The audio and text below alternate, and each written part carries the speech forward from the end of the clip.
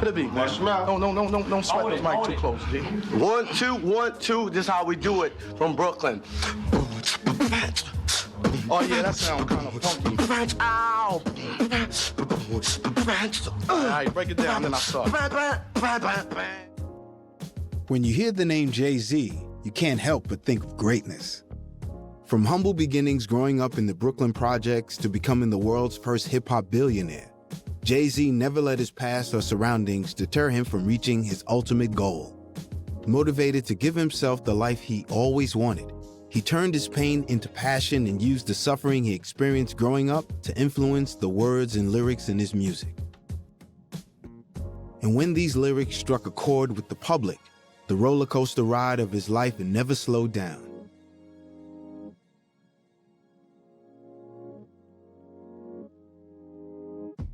For over 30 years, Jay-Z has become synonymous with the world of hip-hop, and the genre wouldn't be the same without him. He changed the game and inspired millions to follow in his footsteps to greatness. The road to success wasn't easy, but even with a few bumps along the way, the boy from Brooklyn came out on top.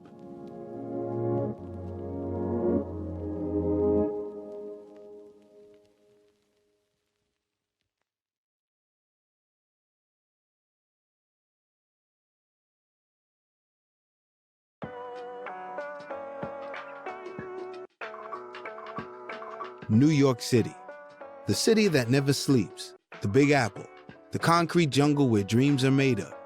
Whatever you know it as, it's one of the world's most important cities, and as the birthplace of hip-hop in America, it's sacred ground for many.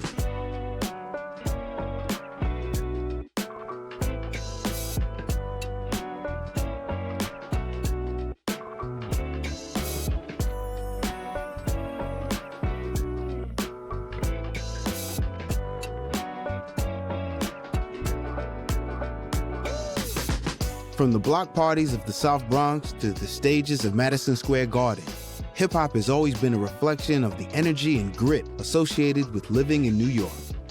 Emerging in the 1970s, hip-hop was a byproduct of the economic and societal issues that many experienced growing up in America. When I'm 1, I'm 2. Are you ready to go? Cause the human beatbox gonna take the show. To the beat, y'all. You don't stop. Yes, indeed. I'm the MC. They call me Rocky G. Guaranteed to rock the mic for you young ladies. I said we go like this and we go like that. Homeboys and girls, we can never beat it. Rap go, huh? At street parties and community gatherings, rapping was the creative outlet for the disenfranchised, particularly young Black, Latin, and Caribbean Americans who wanted to tell their own stories in their own way. By the end of the 1970s, the release of Sugar Hill Gang's Rapper's Delight, which reached the top 40 in the US Billboard charts, propelled hip-hop out of the local communities and into the spotlight.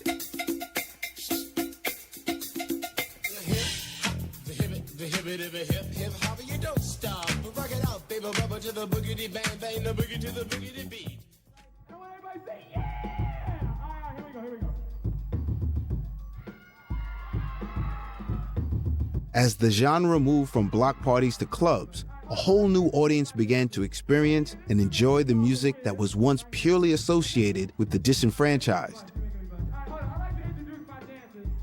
And by the end of the 1980s, the once niche world of hip-hop was part of the mainstream culture. Is the undisputed greatest DJ alive, DJ Jazzy Jeff, right? Now I want to let my dancers do a little something individually first. Oh, just do a little something, oh.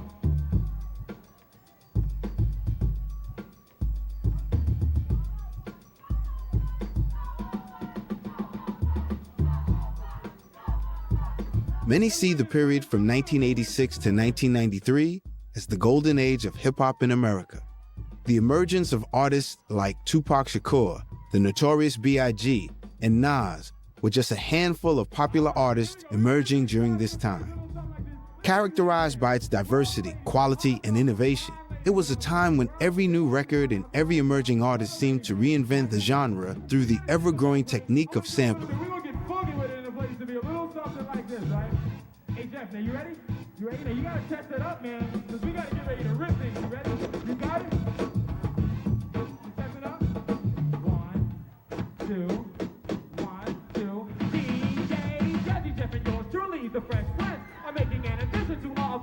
It allowed hip-hop music to defy generations, as songs from the past became beats of the present.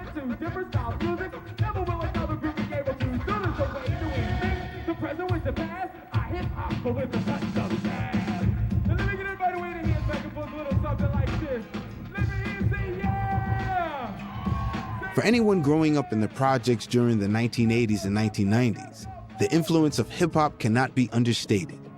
It gave the people who had no voice a real voice, and over the course of the 1980s and 1990s, these voices were beginning to be heard more and more. For Sean Corey Carter, the boy who would become Jay-Z, being exposed to the early eras of hip-hop became an education that would change his life forever. Born in Brooklyn in 1969, Carter was raised in the Marcy Projects alongside his 3 siblings by a single mother, after his father, Adnis Reeves, abandoned the family. Carter has referred to the 27 6-story buildings that make up the projects as huge islands built mostly in the middle of nowhere, designed to warehouse lives that keep the struggles of the urban poor invisible to the larger country. Carter remembers having to dodge glass shards that lined the grassy patches that passed for a park while playing touch football, and unresponsive heroin addicts collapsed on benches. Throughout the 1980s and 1990s, the Marcy Projects and the surrounding neighborhood would also become synonymous with hip-hop as the home of several talented musicians, including Lil' Kim, Mos Def, Aaliyah, and the Notorious B.I.G. Unfortunately, hip-hop was not the only product of the 1980s, altering the surroundings of the Marcy houses and the neighboring area. When the crack epidemic hit the projects he lived in, Carter remembers, what had been was gone, and in its place was a new way of life that was suddenly everywhere and seemed like it had been there forever.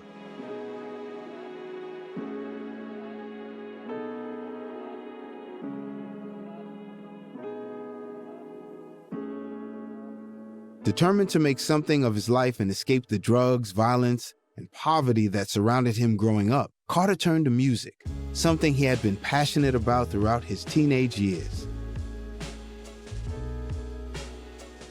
Influenced by his peers and the local hip-hop scene, Carter would write raps and poems in his notebook, a form of therapy to tell his story and help him understand himself.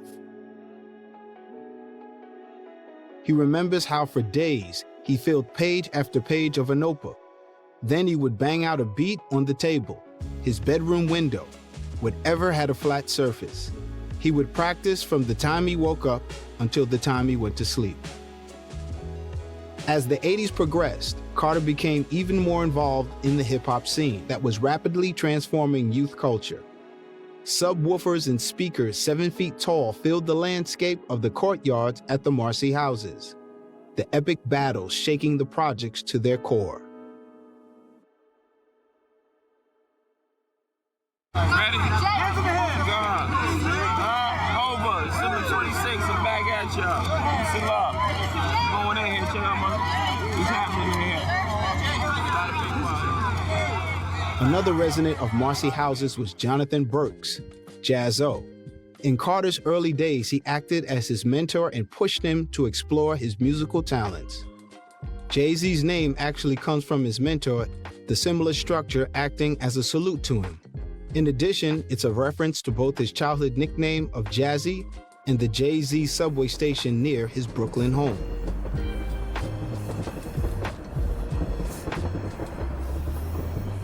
In 1989, he joined his mentor to record a song called The Originators, which won the pair an appearance on an episode of Yo MTV Raps. Y'all know me, I wish you could write cause you paid me all the rhymes you stole from me. Leave your freeze in a minute, you gotta get in it, breathing only when it lets no sweat. I started a step with these sin. Stop thinking you're making it, son. I'm breaking your tongue. Don't get caught perpetrating the cool ones. Bigger, better. Jaz scored a record deal before Carter and invited his protege to London with him to record some new music.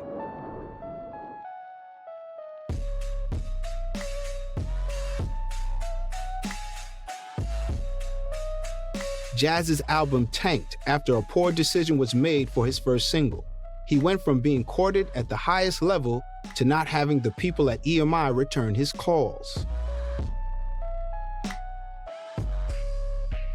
The executives who had withdrawn their support from Jazz were then trying to contact Carter for a solo project.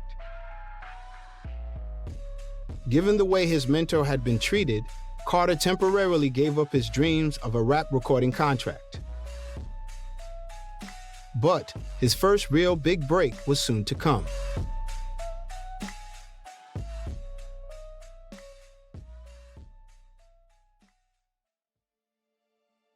From the 1990s to 1995, Jay-Z returned to street hustling while still attempting to forge a music career. He would appear on other artists' songs with the odd verses and collaborations here and there, but never enough clout for his own project. After being turned down by several labels in the industry, Jay-Z, Damon Dame Dash, and Kareem Biggs Burke started their own record label. They pooled their resources to form Rockefeller Records.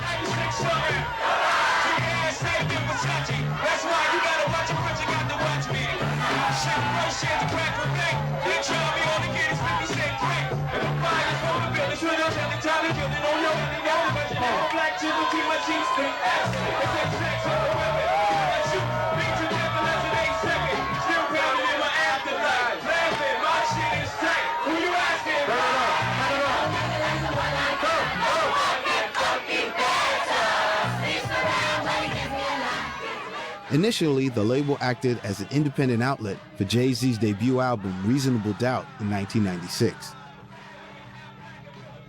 Reasonable Doubt was the first sign that Jay-Z had something to offer within the hip-hop community. He had the beats, the lyrics, and the connections to make it happen. But with so many artists vying for the role of king of rap in the 1990s, and the turf wars between the east side and west side of American hip-hop reaching a fever pitch, it was one of the most difficult periods to try and reach the top. Biggie Smalls, doing his thing in the rap world. That's right, baby. What's up, man? From dance tracks to video music box, I'm back with you, man. What's up? I mean, I'm just chilling, man. You know, trying to stay out of trouble. Yeah, well, hey, man, you got a lot going on. Are there any movie deals, anything? In jail when she was pregnant with me. Yeah. So you were right in the middle of the storm. I'm still in the storm. I'm still in the storm. As a matter of fact, my mother was in a book. There's a book about my mother called Look for Me in the Whirlwind. I like to think that's my motto. Look for me in the whirlwind. Even now, this is all a whirlwind for me.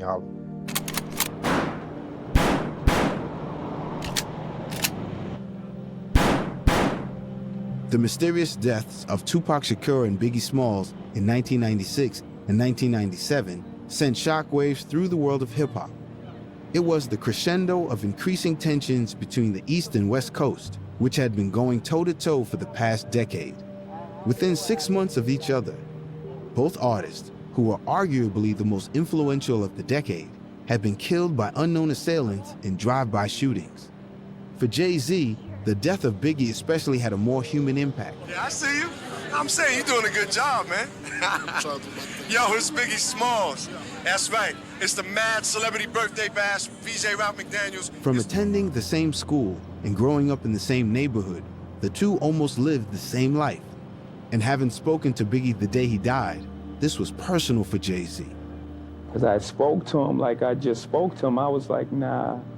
You know, like I immediately dismissed it, like, you know, you bugging. It was like, you know, son, it happened, I'm telling you.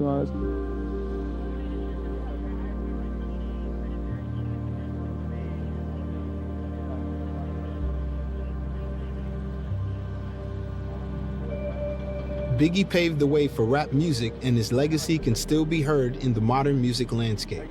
Jay didn't just lose a friend, but lost his musical inspiration. The empty space at the top of hip-hop by the deaths of the two biggest names within the genre was bound to be filled. And with his own record label and an impressive debut release, Jay-Z was in the perfect position to fill those shoes. The release of In My Lifetime in 1997 was a revelation for Jay-Z. The emotional state he was in due to the death of his friend made this album more personal than ever, with references to his difficult upbringing rife throughout the record. Where I'm From paints a grim picture of his life in the Marcy Projects, giving listeners an insight into what it was like to grow up in Brooklyn.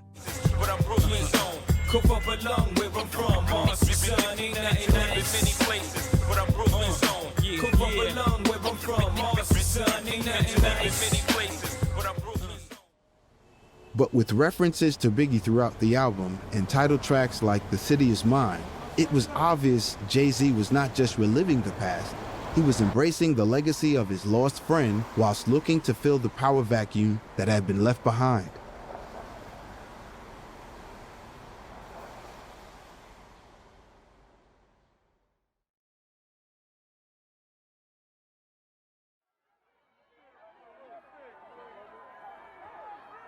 It wouldn't be until the release of Jay-Z's third record, Hard Knock Life, in 1998, that it looked more likely that the place at the top of rap was fully reserved for Jay-Z. And after its release, Jay-Z's life was going to change forever. The title track, which famously sampled its chorus from the Broadway musical Annie, became Jay-Z's most popular single to date, and the album would eventually become Jay-Z's most commercially successful album. The Life and Times of Sean Carter, Volume 2.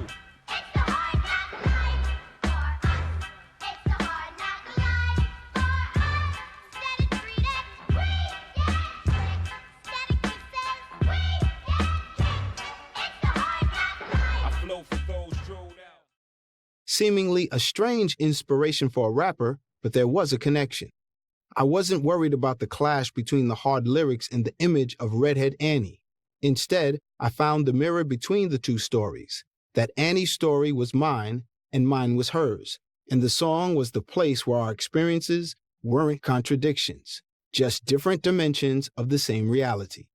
Lyrics like, "Instead of kisses, we get kicked," resonated with his experiences growing up in the projects, and although they were not orphans, a whole generation raised themselves on the streets.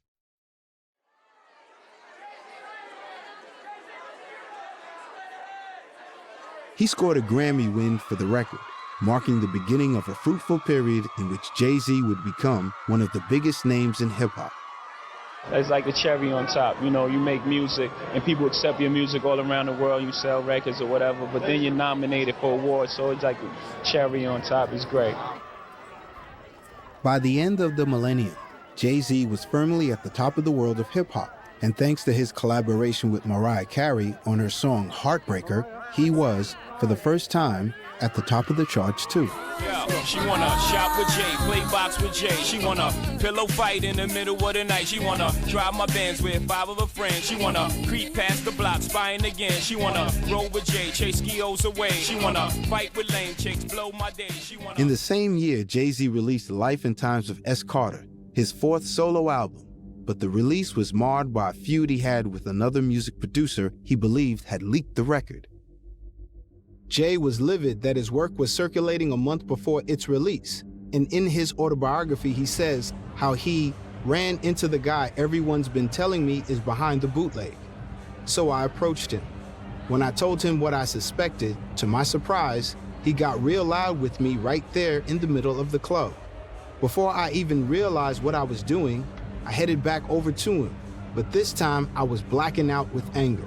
The next thing I knew, all hell had broken loose in the club. That night, the guy went straight to the police, and I was charged with assault.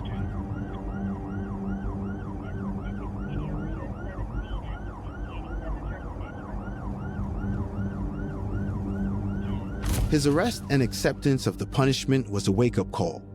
With everything he had ever wanted within his grasp being nearly taken away, he headed back to the studio to record The Blueprint. The record is often cited as not only Jay-Z's best album, but one of the best albums of all time, and was the start of his collaboration with one of hip-hop's most exciting emerging talents.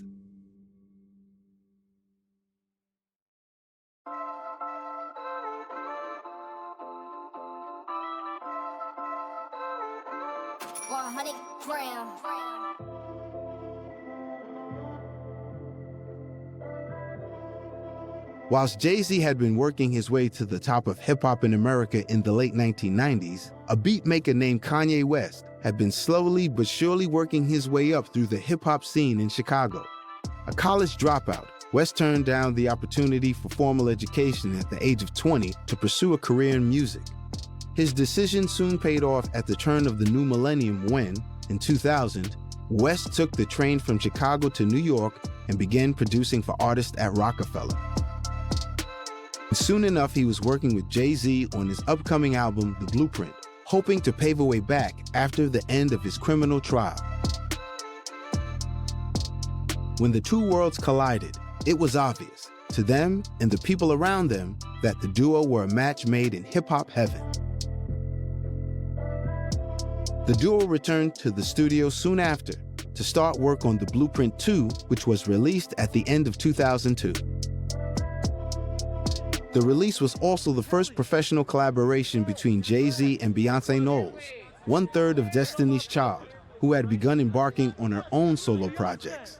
And with that song, titled Bonnie and Clyde, came rumors that Beyonce and Jay-Z were an item, but it would be several years before it was ever official. Like it's supposed to be the 03 Bonnie and Clyde, Hov and B, holla. All I need in this life is sin. It's me and my girlfriend, me and my girlfriend. The reason why the relationship between Jay-Z and Beyonce was kept a secret is business. You get it in record companies with artists. The minute an artist falls in love, they're frightened that the sales will be affected by it. So they're always like, yeah, don't tell anyone you're having a relationship. So keep it down. Because they want you to be accessible to everyone. They want everyone drooling over you. You know, they want to have the posters on the wall. And if you know that the person who's a poster on your wall is married or, you know, conceiving with child or something, it's not quite the same, is it?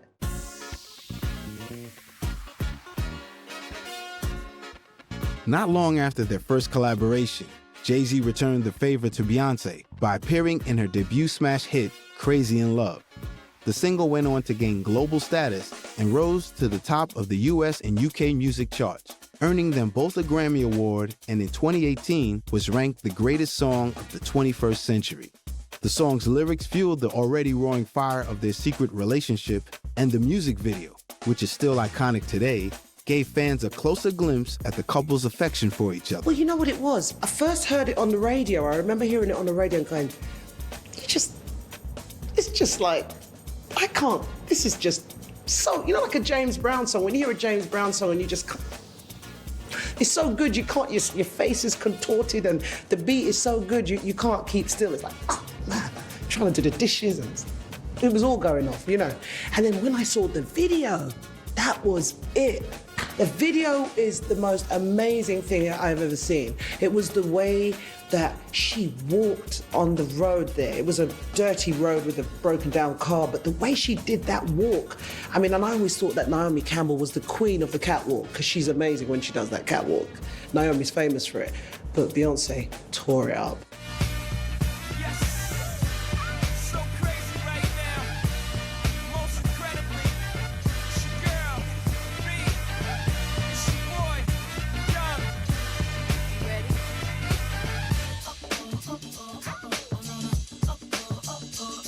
I mean, she walked along that little dusty road with the little jeans on and the cap, and you were like, and then she went, and you were like, ah, yeah, seal the deal. She was amazing. And then you just saw this big guy, Jay-Z, come in and do his thing, and it was like, everyone was talking about it because no one was quite sure if they were sort of together at that time, and it was just, you know, it was, are they, you know, it's like, is it real? Are they really together? Is it business or what? It was kind of the early stages. But the chemistry that you saw between Beyonce and Jay-Z in that video was electrifying. And they didn't even actually do anything in terms of kissing or anything like that. But it was just the intensity. It was powerful, you know. And she was like close to him. And, you know, she has that thing when she breathes and she kind of goes, and it's like, oh my God, it was all going off. It was great. So, no, it was a fantastic landmark for her. I think coming out of this sort of girl thing, and what an amazing debut as a solo artist. I mean, you can't get higher than that. She just completely destroyed it. Not much is known about the first meeting between Jay-Z and Beyonce, although many have their own theories. They continued to keep a low profile until their big public debut in 2004, when they both stepped out on the VMA red carpet. It was a welcome relief for the celebrity rumor mill, who could finally rest knowing they were right all along.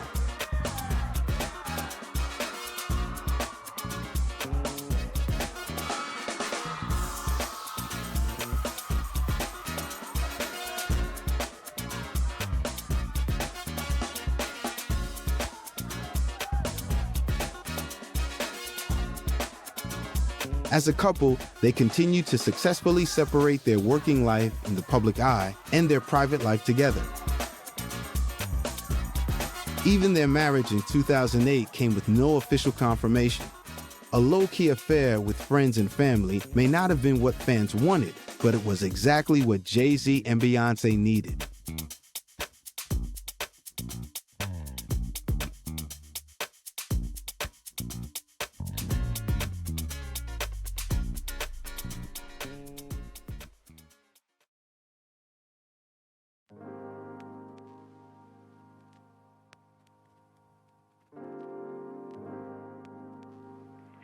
Sleep.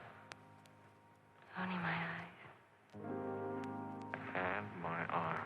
In 2003, after the success of The Blueprint 2, Jay-Z announced that his upcoming album, The Black Album, would be his very last, as he was planning to retire.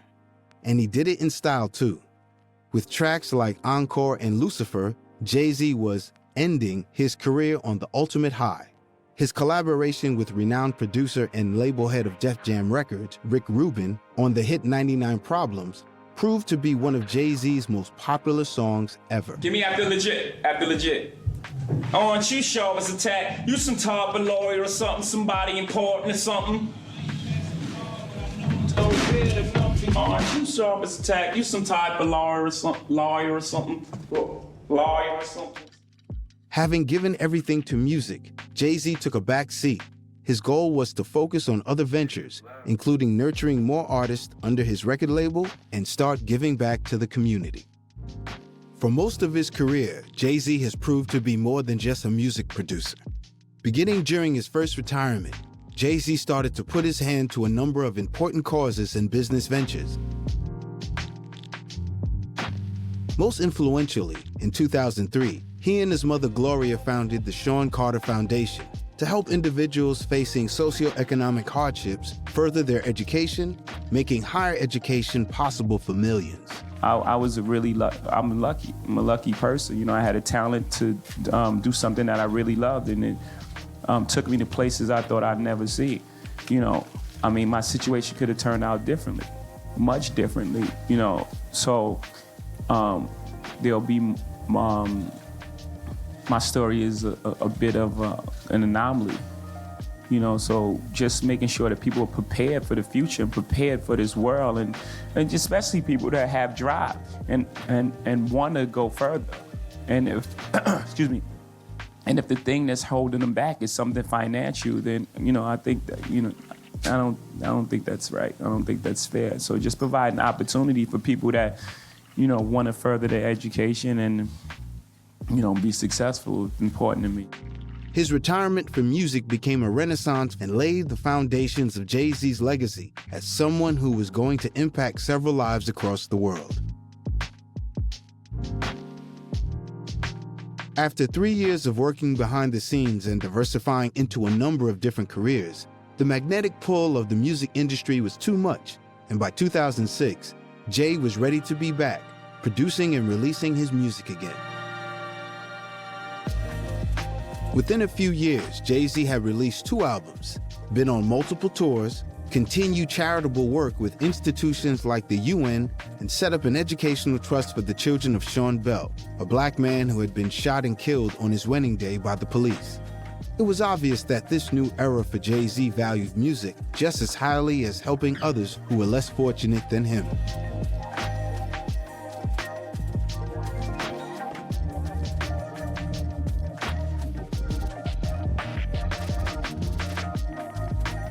Jay-Z's return to music was huge, and his 2008 appearance at Glastonbury is one of the most iconic performances of all time. He was the first major hip-hop artist to headline the Pyramid stage And this fact has notoriously riled the likes of Noel Gallagher of Oasis, who implied it was something that would never have happened in his heyday. Jay-Z responded in the only way he could and used the performance and music to make his point heard.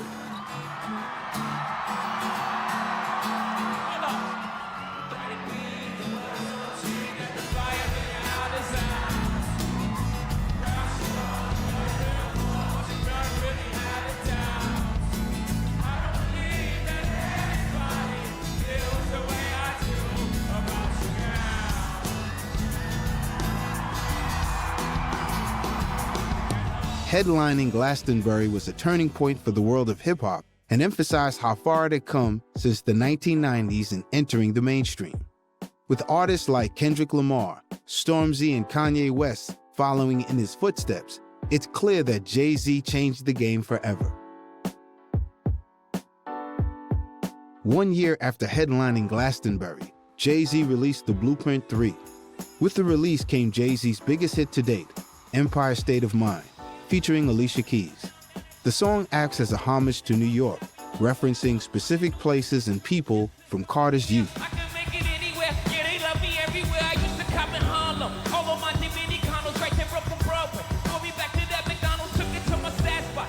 It's a song that reveals everything Jay is about and what his music has always represented. He writes candidly about it in his autobiography. When I first heard the track for Empire, I was sure it would be a hit. It was gorgeous. My instinct was to dirty it up, to tell the stories of the city's gritty side, to use stories about hustling and getting hustled to add tension to the soaring beauty of the chorus.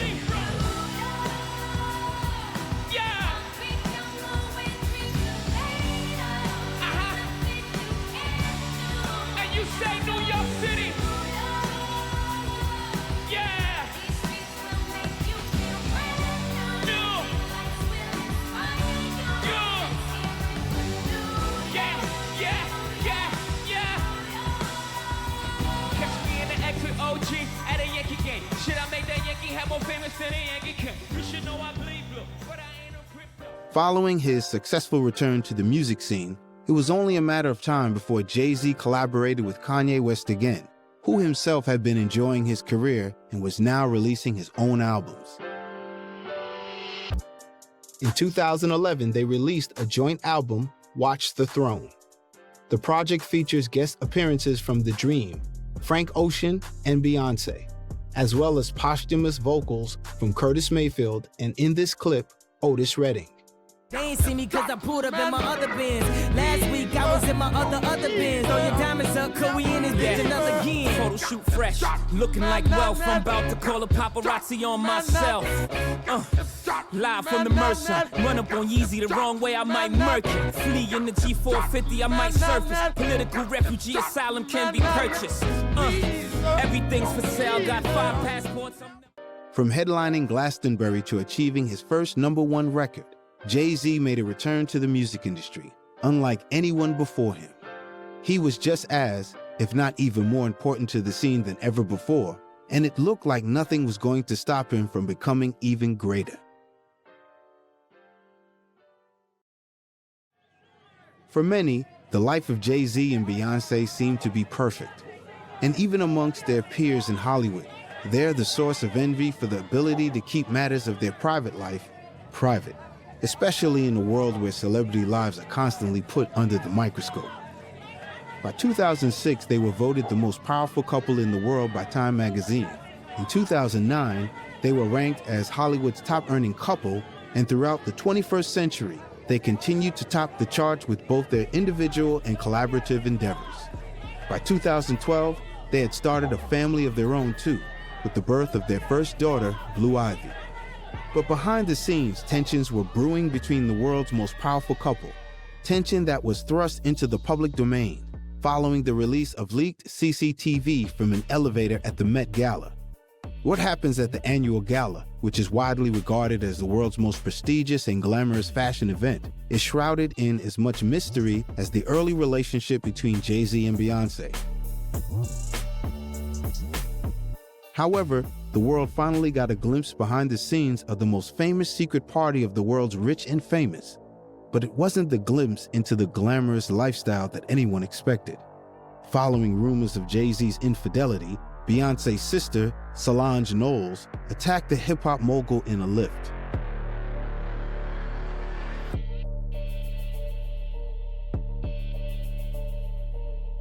The pristine image of the relationship between the world's most famous couple had been shattered as videos and photos of the incident spread online. But the two went on to address the issue in the only way they knew how, through their music.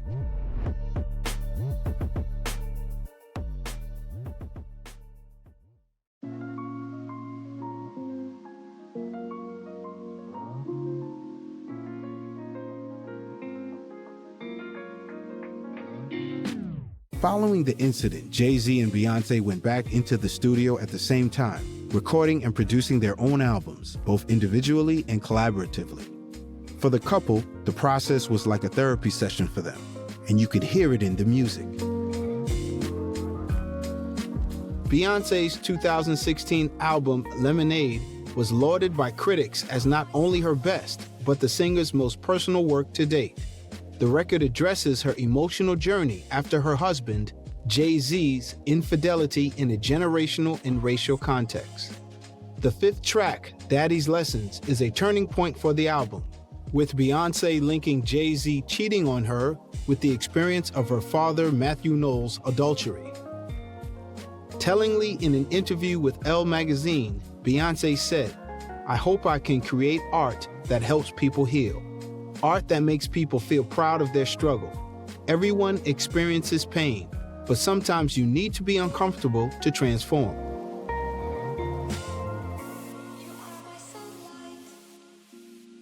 Beyoncé explained the concept of the Lemonade album to Melinda Matsoukas, the director of the Formation music video. She wanted to show the historical impact of slavery on Black love and what it has done to the Black family and Black men and women. How we're almost socialized not to be together.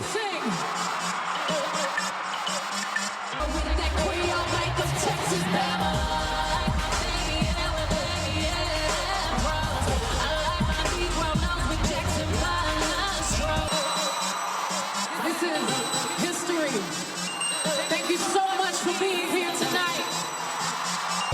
Okay, ladies, now let's get information. Okay, ladies, now let's get information.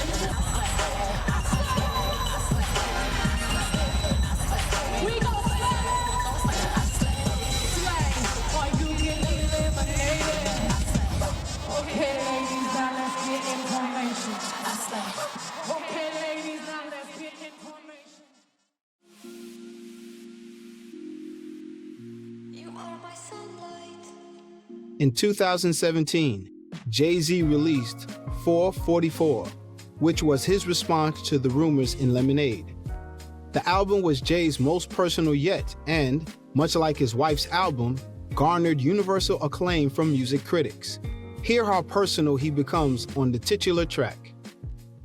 I seen the innocence leave your eyes, I still mourn this death. And I apologize for all the stillborns, cause I wasn't present, your body wouldn't accept it.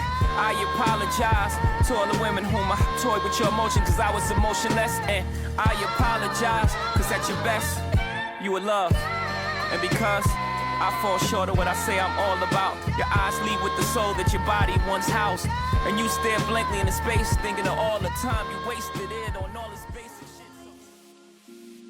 Just as he had used music during the 1990s to talk about his troubled upbringing, Jay-Z used 444 to get candid about his current life.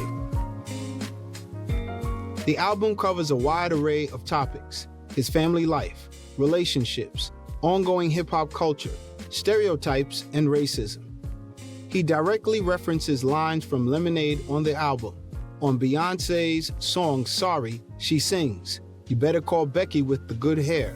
Jay responds on the track Family Feud by rapping, "Leave me alone, Becky." The story of OJ references racism, stereotypes, and the experience of being a Black person in America. Smile discusses his mother being a lesbian, featuring a poem from her.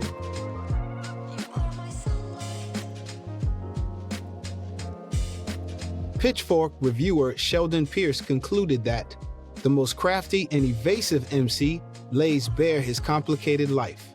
This late career gem is personal and diamond sharp, confronting the failings and legacy of Sean Carter and America. He also called the album an historical artifact.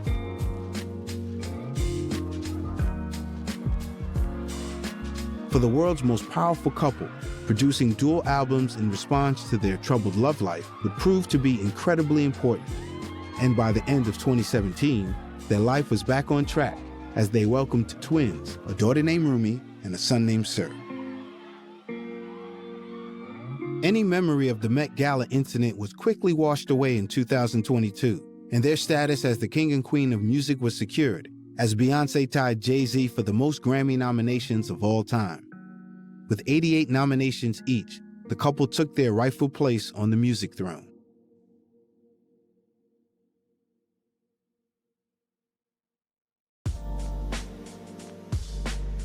From humble beginnings, Jay-Z was spurred on to become something more and to fight the status quo associated with growing up in the projects. He was determined to give himself and the people around him the best life that he could. Through genuine talent, self-determination, and an ability to connect with people through music and lyrics, Jay-Z became a global superstar, taking hip-hop to an audience far wider than anyone could have imagined. And when his reach was global, and he put his mind to using his platform for good to promote causes he cared about, the boy who grew up in the Brooklyn projects cemented his legacy as more than a musician, but as a powerful voice for change.